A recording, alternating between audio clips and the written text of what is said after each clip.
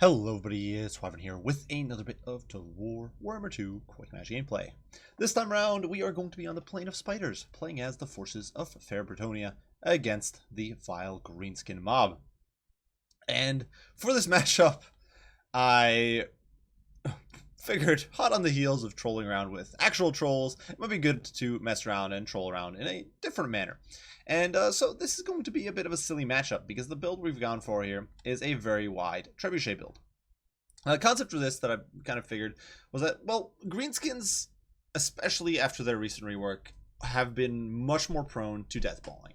Obviously, almost all their lord changes encourage deathballing. The new idol is not great in most matchups, but in the Brettonia matchup especially, it is actually a pretty beefy target that can act as a solid anchor point.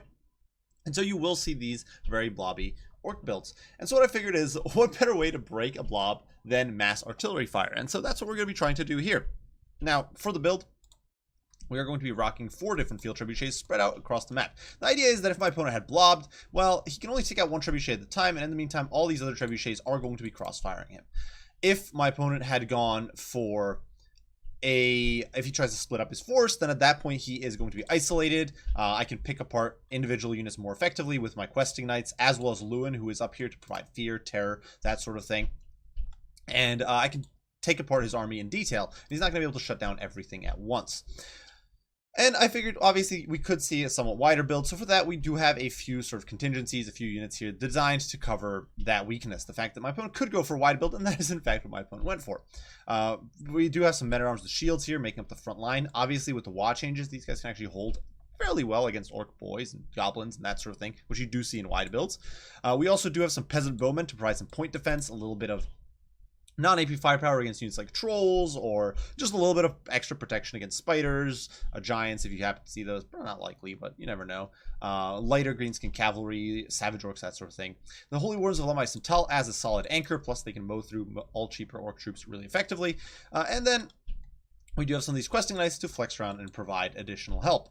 Finally, the Damsel of Heavens is here in the back. Obviously, with this build, we've got Lewin, who can self-heal, so he doesn't need that help. And questing knights and obviously all this infantry is not really valuable enough to warrant healing. So instead, we went with Heavens, get Curse of Midnight Wind to help debuff key engagements, Harmonic Convergence to boost key units and key fights, and then Wind Blast to delete massive gobbo infantry. All these trebuchets, I should note, are chevroned up to veteran C rank 6, which is going to give them some pretty brutal accuracy, and they're going to be taking advantage of that accuracy here to tee off on the poor orc horde, which is, well, quite wide. My opponent here, rocking Grimgor Ironhide, alongside a literal mob of trolls. Grimgor, of course, is coming in with full kit. He has gotten quite some rework, quite some buffs. He's got Your Next, which is a self-buff to his melee, or debuff to a specific target, his melee attack, defense, and more importantly, speed. So Lewin here has to be careful. If Lewin gets hit by, especially when he's on the ground, by Grimgor, he could actually get trapped and beaten down by either this mob of trolls or these poor boy big guns out on the flank, because my opponent has brought those. And that's actually one of the reasons I'm bringing questing knights now, because before, Knights of the Realm would do rather well against orc boy big guns, but with the consecutive armor buffs to boy big guns, I think questing knights are actually kind of necessary to really win that engagement in a safe and reliable and not too costly manner. Besides that, my opponent did bring, besides that, he does have a Grimgor here with Git Snake, so massive boosted damage, Bloodforged armor, so he can clear through my mobs of infantry pretty effectively, get back here to keep those trolls in the fight, and best of the best, which is going to make it very hard for Lewin to try to do much of anything in close quarters. A Night Goblin Shaman here is going to friendly fire the poor troll, who does get smacked by a Vindictive Glare, so a little unfortunate friendly fire there. But this bad boy is coming in with Vindictive Glare to snipe casters or lords and whittle them down. Itchy Nuisance to debuff key engagements. Kind of the counter to Curse of the Midnight Wind there, or the equivalent to Curse of the Midnight Wind. And Sneaky Stabbing to boost key units. Weirdly enough, Madcap Mushrooms and Sneaky Stealin', no Wand of Jet. I think that's a mistake. I think you should bring Madcap Mushrooms. Well, that might just be me. In the meantime, my Trebuchet is focusing on the Rock Lobber. My opponent had probably been hoping to force me to advance to him. He probably wasn't counting on this Trebuchet build. So the hope was probably that the Rock Lobbers would whittle down my cavalry, my infantry. I'd be forced to advance and fight into these trolls and the orc boys and this horde of savage orc big guns in the back. But, well, that's not the case, because the trebuchets are unleashing their deadly payload and just crushing goblins underneath those massive chunks of masonry. And the savage orc big guns are also going to be forced to push forward here as they take that withering fire. In the meantime, Lewin here doing a little bit of a reconnaissance run. The trolls are advancing alongside the orc boys. And we're actually going to start splitting fire. You don't, in my opinion, you never want to focus fire all your artillery on one target. Because as your artillery pieces disrupt, you will actually find that they are whiffing, that they're kind of wasting shots because formations get disrupted. But we're actually going to focus on the trolls here with the trebuchets because we can do a decent chunk of damage there. And looking to rout them. And my opponent here is waiting for his orc boys to push in. And the trolls, unfortunately, they are faster, so they're kind of overextending here. Or they're kind of stuck waiting here. In the meantime, those trebs hitting them for 400 or so HP with 600, with 6 chevrons, they're actually hitting pretty consistently. And, you know, taking 400 damage a pop is not bad at all. Now, as these orc boys are going to advance here, and the trolls and all that, they are going to continue taking fire. These trolls over here are going to become the center of attention for a horde of unwashed peasants. And although they do plow into the spears, they're not really going to be able to push through super well before getting pincushioned. And you can see here the leadership just tanking over here. Questing Knights swing around into the flank. Curse of the Midnight Wind debuffing this formation, allowing the Questing Knights plus the Men-at-Arms to really sandwich these guys. Just a collapse of leadership there. These trolls over here doing rather well for themselves, but King Lewin is sweeping back this way. And all in all, things are looking well. You can see the Questing Knights here looking for a rear charge. Trebuchet is routing, but I'm actually just going to pull it offline here, looking to pull it back. Lewin dives in. Unfortunately, a little too late. I waffled there, and it actually cost me some precious time where I really should have been committed earlier. But we are going to pull these reserve spears off the line and into the fight. In the meantime, Questing Knights charging into the back.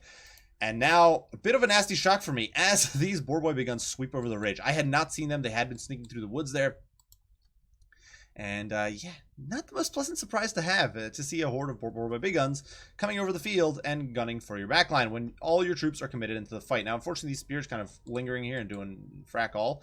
Archers, though, you know, breaking the Savage Orc big guns, forcing off the trolls. Here on this flank, Questing Knights do an absolute number on the trolls and the boys, shattering both units. And this frees up these Men-at-Arms to collapse this way. And keep in mind, we still have 2 trebs online who are going to keep pounding away, chucking rocks at targets of opportunity. Now focusing down on the boar boy big guns. And you can see those rocks actually doing massive amounts of damage, knocking down boars left and right.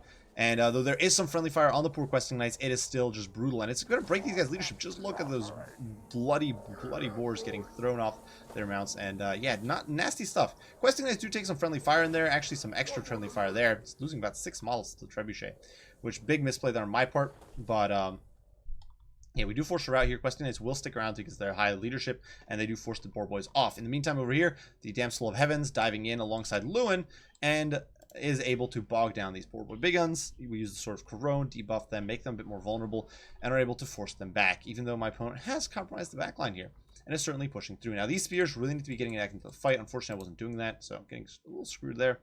But we do now get our free Questing Knights here, and they are going to charge into the boar boy big guns, get a beautiful surround, and going to start smacking these guys down. So just some glorious Questing Knight on boar boy action.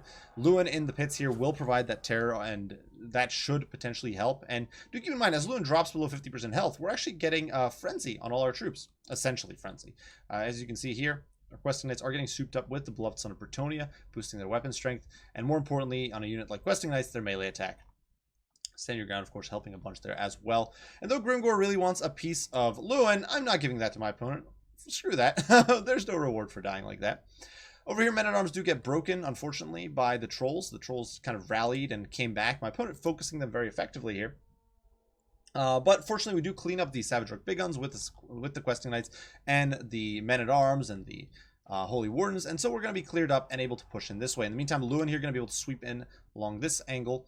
And my opponent is kind of getting bogged down. Unfortunately for me, Damsel did get caught here by Grimgor, which you never want to see him. That's an ugly sight. So she is routed, but we do sort of protect her here. I'm going to take the Questing Knights, try to get a bit of an engage on the boar boys. You can see they're still on 16 models. This is not an ideal engagement where we've got less than half their HP, but I wanted to try to stop these boar boys from chasing my infantry off the field because, you know, every man counts. Every peasant matters. And these Questing Knights are here looking to cut down these boars. Some of them are getting sent flying. They're certainly falling for the lady there and not having a great time of it. But they fight as well as they can. And Harmonic Convergence will keep them in the fight a little longer than they would normally, even though they eventually do get eradicated to a man. In the meantime, the Damsel here is going to hustle away, and the Trebuchet crews are still online, so they're just running, kiting away from these orc boys. Lewin here does chase off the trolls. We break them. My opponent is getting his artillery back online. The Rock Lobber is going to be able to start teeing off on me, but keep in mind, we still have these questing knights here, and they're going to shatter these trolls, remove those filthy beasts from the field. And now we're kind of just engaging in a running retreat, and just running battles going on. The Holy Wardens here, as well as the men-at-arms, the shields, looking to catch these Savage Orcs before they get in on my archers, and especially the artillery crews. You can see the spears hustling back. Over here, the spears actually catch the Boar Boys while my opponent wasn't looking, and Boar Boys get dragged into the muck. They've never been a great unit against spears, and so they do get toppled there pretty efficiently by the Peasant Filth. This unit over here, down to 6 models, is trying to get a charge. I think my opponent was hoping to get a flank here on me. And although those boars do engage in some terrifying violence against the Peasant Horde, they are going to be betrayed by their low melee stats and succumb to overwhelming pressure. They're certainly not going to hold up too well here. They do break, I guess they do break the peasants here, but, you know, they still lost quite a bit of HP there, all things considered. In the meantime, the Savages here do get caught out between a Trebuchet crew as well as some Holy Wardens, so they're going to be forced to rout off. And slowly but surely, my opponent's force is being whittled down. The Trolls have been routed. They're all the way out here on the edge of the map, down to 4 models. These Orc boys are pursuing as best they can as they come under fire. But you can see now the questing knights sweeping around, looking to do some cleanup. We're going to be able to start pulling these spears back. The Boar Boys actually routed to proximity from these spears, knowing that the brave defenders of Brettonia are coming back. And over here, we are going to collapse on these Savage Orc big guns and look to mop up this horde of trash. And as these orcs collapse, it's going to start looking a bit grim here. Grimgor is going to keep these guys in the fight with the get back here. The Night Goblin Shaman is in there as well, but unfortunately the Trolls there do shatter. The Orc boys are routed off by Lewin, and Lewin is still healing, so he's going to be able to come back in here, and we pull the questing knights away, evading Grimgor, because of course you do not want to fight Grimgor. And unfortunately commit the Trebuchet. This was a bit of a misclick. Obviously I don't want the Trebuchet crew fighting these guys, but yeah, I screwed up a little bit. And so the brave peasants here are going to go toe-to-toe. Well, try to go toe-to-toe. Look at them with their mallets. This is what the face of courage. Peasant artillery crews here actually taking down a Savage Orc big gun. Just absolute faith in the lady there. And although they do rout, they did buy some time, though that was an absolute misplay and not intended. Questing Knights, though, sweeping in, they are able to clean up all this crap, all these Orc boys. And with that, my opponent is very isolated now. Now, certainly balance of power doesn't look that bad for him. It's still about a 60-40, and that's largely, well, because a lot of my Trebuchets are offline right now. My archers are out of ammo. Lewin is pretty beat up, and Grimgor is well off. But we are able to use the Sword of Corone plus the Holy Wardens here to dive in, rout the Night Goblin Shaman, and before Grimgor can put too much of a beat down on King Lewin, we are going to rout this Night Goblin Shaman off and chase him and remove this Gobbo from play. I'm going to take my Damsel here. She's going to be able to chase him down. Questing Knights in the meantime sweeping up this way, taking advantage of their solid mobility, though at this point they are exhausted. They've been fighting for the lady all day in the baking sun, and although they will get a meaty charge here at the Orc boys, who take a bunch of fire from their own rock lobber there. Definitely not appreciating the Goblin artillerists there. We are able to remove them, and now the Questing Knights are going to have a clear shot at the rock lobber, and these goblins are now facing just a cavalry charge, and it's really not where they want to be in life. Back here, the Shaman is getting chased off by the Damsel of Heavens. She is back for revenge. She wants to cut that poor bugger down. And although the Rock Lobbers are going to attempt to Last Samurai these Questing Knights as they do surge over the ridge here, perhaps trying to smite one or two of those fair knights. And you can see they're actually do inflict some casualties. It is not going to be enough as the knights surge forward. They are exhausted. They are tired. They just want to rest, but they still find the strength for the lady, striking down the green tide, and this artillery crew is just not going to hold up. And at this point, it is going to be game. Pyrrhic victory for Fair Brettonia. So the build here, obviously a bit trolly, quite literally for my opponent, metaphorically for myself. Weirdly enough, the build my opponent brought wasn't really the build I was expecting. It was a build that caught me by surprise. I had been expecting a Deathball build, where I think this build would actually perform better. Otherwise, I was expecting something very wide with Gobbos, where I don't know, it could have been tough. But we did have Terror from Lewin, we did have Cav, we did have some okay frontline. Trebuchet still inflict that artillery fire debuff, so that could route those Gobbos kind of well. And instead, my opponent came with this sort of interim. He had a good amount of width, but at the same time, he did have some heavy hitters. He had a Grimgor in there, which was a bit nasty shot. Grimgor actually took down Lewin pretty well twice, and Lewin had to run away to recover. So that was really rough. This is a build that kind of caught me with my pants down. I think my opponent's plan had been to forced me to advance, and that was why this was a much sort of more infantry heavy and static build with that Goblin Rock Lobber as the unit to force me to move. But that was not the case. Now, obviously, the Trebuchets didn't gain a lot of kills, but I think it is important to keep in mind what they were firing at. They were firing at board with big guns. They were firing at trolls. They were firing at units that are pretty valuable, and that don't necessarily have that many models. So I actually think the Trebuchets were, at least some of them, were probably did probably net their value over the course of this game. They managed to rout off the Rock Lobbers early on, which was really punishing for my opponent. They managed to help rout the Trolls off. They actually whittled down the Trolls rather well, and then routed off the board by big guns who charged them. So some good work from the Trebuchet crews there. Not sure it was worth the 800 apiece I was paying for them, but it was fun to see, fun to observe. Maybe it was about 850 per piece, I forget. But besides that, we do have a whole amazing performance here from the Questing Knights. The Questing Knights did a really good job. They're always an excellent unit. You can almost never go wrong with them, except maybe against like Wood Elves. I don't know. But though that's a matchup where I don't think there's I don't think you're too concerned anyway. But Questing Knights just absolutely cleaved through the Orc boys. They helped cleave through the trolls. They counteracted the board with big guns. They were everywhere. They did what needed to be done. And they really, I think, were the main securing factor for the victory here. Lewin, of course, with the Terror was also a huge boon, especially against the Trolls. One key misplay, I think, on my opponent's part was the fact that he split his Trolls up. You never want to do that, in my opinion. Others might have different experiences with this, so I'll be that as it may. But I think you never want to split your Trolls from your Lord.